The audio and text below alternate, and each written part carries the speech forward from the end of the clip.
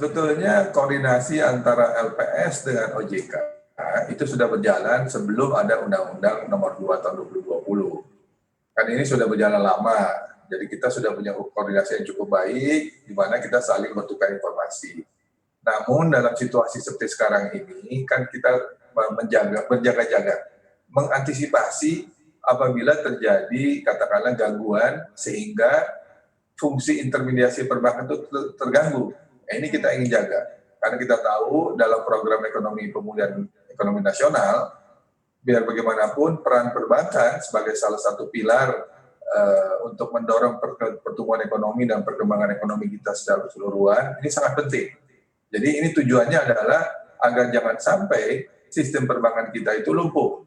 Nah ini yang kita coba lihat, misalnya kita tentu ada informasi, tetapi informasi itu datangnya dari OJK. Dan kalau kita sudah dapat informasi itulah yang kita dalami, dan apabila menurut katakanlah OJK ini kelihatannya perlu ada diskusi yang lebih mendalam terhadap beberapa bank, kita akan lakukan.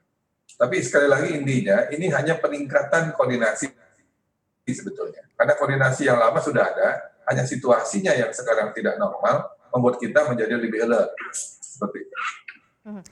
Pak Halim, ini kan memang kondisinya sedang masa pandemi ya. Kalau misalnya dari penilaian analisis resiko tersendiri begitu di kondisi saat ini, ada berapa besar potensial sebenarnya bank gagal atau bank sakit yang mungkin saja akan bermunculan begitu di tengah kondisi seperti ini, Pak Halim?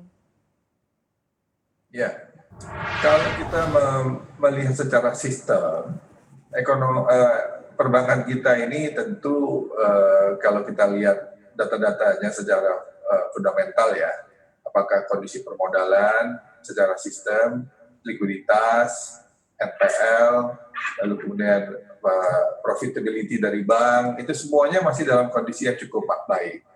Sehingga kami cukup yakin situasi perbankan kita ini mampu menahan berbagai tekanan-tekanan yang terjadi.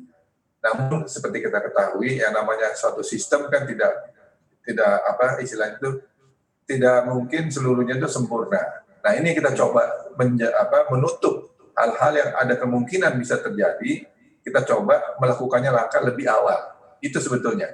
Jadi kita tidak melihat apakah ini menjadi suatu, ada probability akan terjadi kegagalan bank yang masif atau tidak, bukan itu. Tadi saya sampaikan tadi bahwa justru kondisi perbankan kita ini cukup stabil dan cukup mampu menerima tekanan menyerap berbagai goncangan yang terjadi. Namun ya, kita tentu selalu mengantisipasi.